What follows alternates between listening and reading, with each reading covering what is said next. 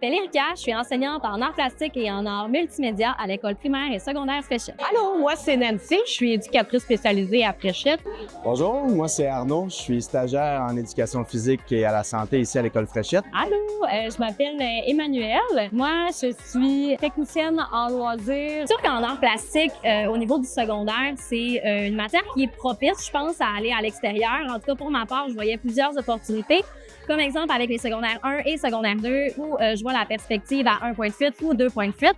La manière d'aller voir le dessin d'horizon et de bien comprendre les perspectives d'espace nous permet de pouvoir travailler à l'extérieur. Moi, je les prépare au niveau psychologique. Les aider à sortir de leur zone de confort, les aider aussi à se dépasser, les préparer, parce que des fois, il y a des gens qui vivent beaucoup d'anxiété par rapport à ça. Sortir 3 jours, c'est quand même beaucoup. Moi, je travaille beaucoup en collaboration avec Mia et Emmanuel. Les sorties, on y va progressivement, mais on y va sûrement. J'ai connu un programme plein air aussi ailleurs dans le centre de service, mais un aussi gros programme d'envergure, bien établi, interdisciplinaire aussi avec les autres enseignants, c'est vraiment le seul. Là. Dans chaque sortie, là, il y a des moments incroyables qui se vivent. On avait une jeune là, qui, le lendemain, elle a accepté d'aller finalement à l'emplacement où ils allaient faire leur survie. Puis on s'est dit, on commence par 2 heures. Donc, elle a commencé par 2 heures. On allait la voir comment ça se passe. Puis on gérait les inconforts immédiats. Je pense qu'elle était capable d'1 heure de plus. Puis là, 1 heure de plus. Puis 1 heure de plus. Finalement, cette jeune-là, elle a fait toute sa nuit. Elle a fait 24 heures dehors, sans cellulaire, sans rien, avec un feu à alimenter. Dans la veille, elle n'a pas été capable de dormir dans une tente. Fait que pour moi, ça en dit long sur la capacité, la résilience de nos jeunes. Quand elle est sortie de là, elle était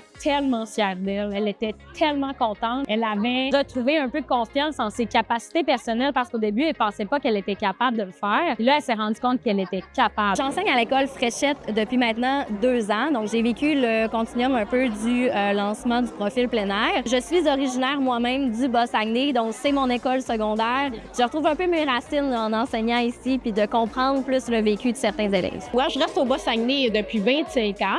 Et j'ai toujours travaillé dans les écoles du Bas-Saguenay. Fait que le plein air, ça fait comme partie de notre vie. Fait que moi, quand on a parti ce projet-là, je l'ai accueilli à bras ouverts. On est une belle équipe et on adore vraiment, vraiment ça. Parti 3 jours en expédition avec les secondaires 4. On a fait du ski de fond. Puis on a aussi vécu dans des yurts là, durant une période de l'hiver où il faisait quand même très froid, là, autour de moins 30. Ça a été une expérience super enrichissante autant pour nous, les enseignants, que les élèves. J'ai aussi eu la chance de faire beaucoup de ski alpin ici, là, dans les après-midi plein air qu'on fait avec les élèves de tous les niveaux, de secondaire 1 à secondaire 5 pour ma part.